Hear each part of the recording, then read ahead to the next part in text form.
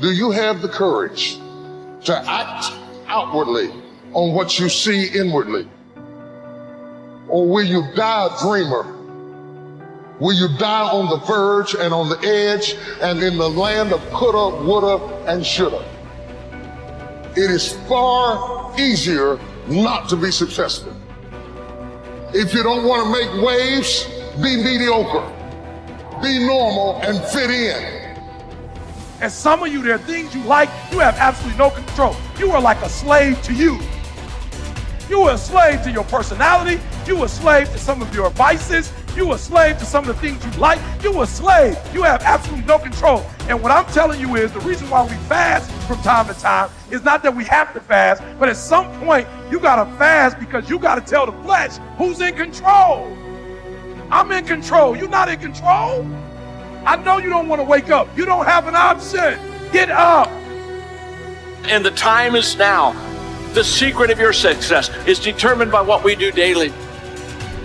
Make every day your masterpiece. So right now, what do you want to change? What's it really like? What do I really want in depth? What are the rituals that will get me there? And then get yourself to start a few of those actions and lock them in place. So start the new process.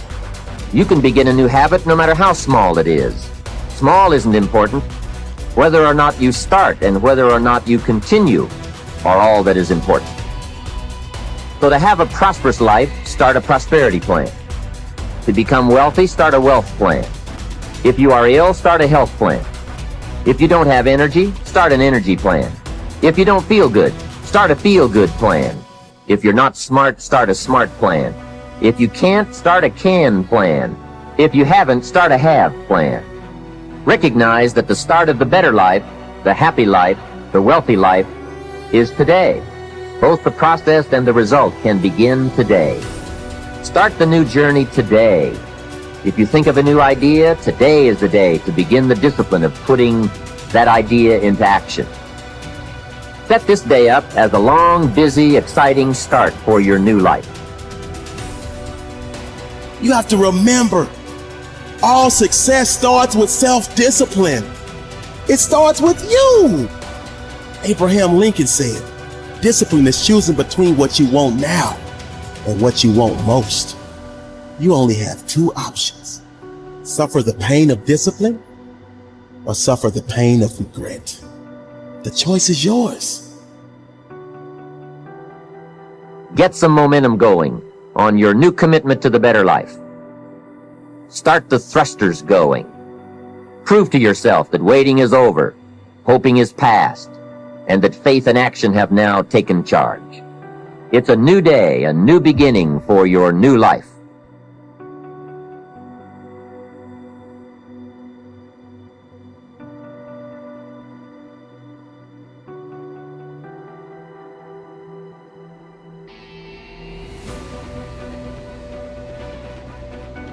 You should use a calendar to structure your days, because if you know what you're doing tomorrow, it decreases your anxiety substantially because you need that kind of structure. You need a pathway. You need to know, you need to have a map, and you need to know where you're located on the map, and you need to know how you're moving forward. And that gives you hope because you're moving towards goals that you regard as worthwhile. And it stops you from being anxious because you're not entirely directionless and lost. And so learning how to manage your time is useful. And you can start with a calendar. You can start with simple things like you can put in, well, when you're likely to go to bed and when you're likely to get up. And regulating that's useful. That should be relatively ritualistically consistent. And finally, a fifth way of being that is new. For me, it has become a way of life. It's called serenity instead of acquisitions. The more you try to acquire, the more you try to get, the more you try to collect in your life and evaluate yourself on the basis of that, the less serenity you're going to have. More is less. It's almost a secret of the universe. Serenity means inner peace. It means that you can find joy in every moment that you have in your life instead of always looking for it. It means that while you are driving along the countryside, and seeing, instead of saying, oh, I'm on my way to this point, that you can open your eyes and see it with new eyes. See the rolling mountains, see the grass, see the deer, see the sky.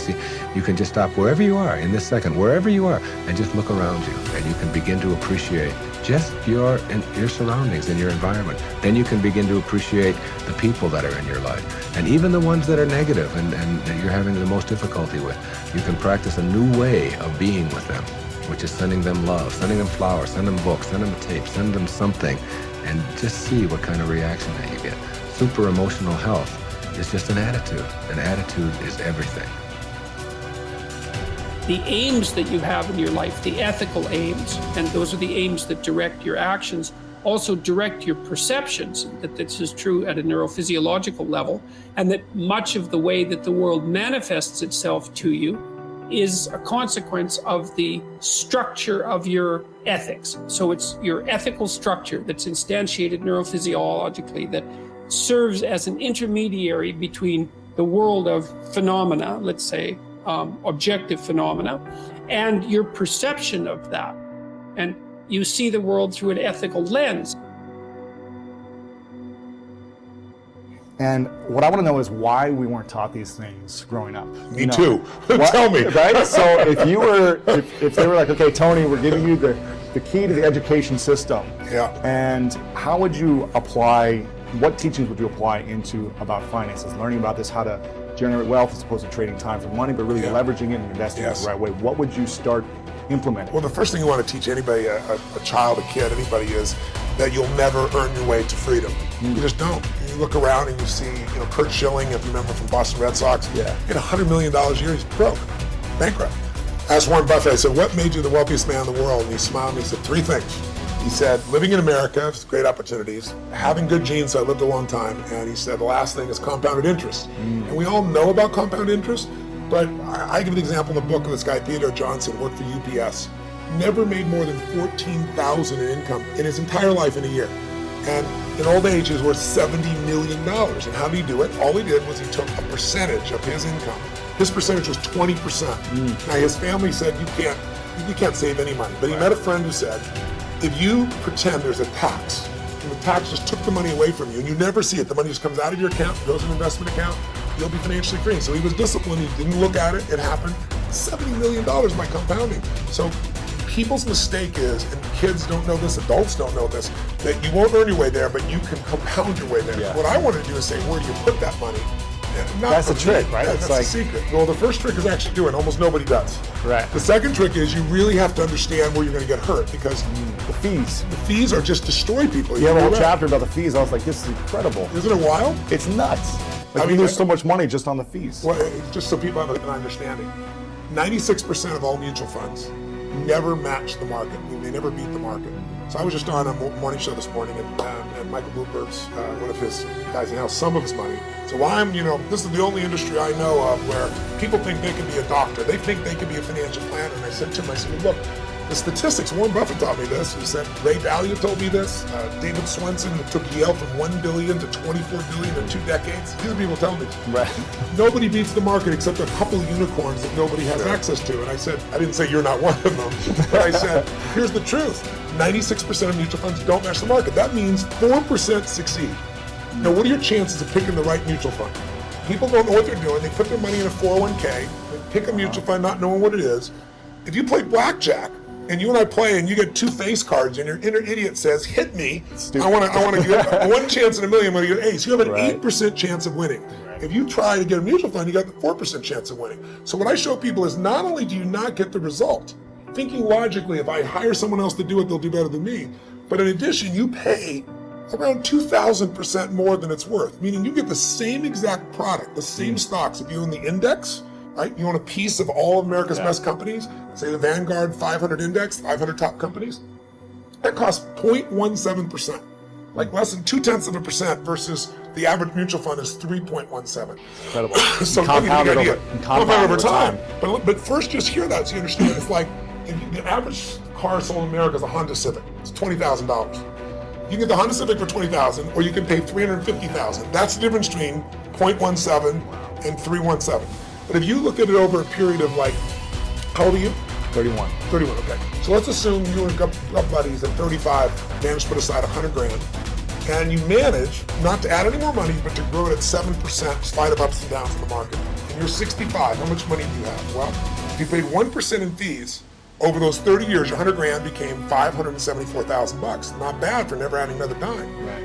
If you had 3% in fees, had the same growth, but 3% in fees, you now have $324,000. Almost half as much. $250,000, 77% less money. And you had the same return, it was just the fees. So the world, most people ask them, what are your fees? They have no clue.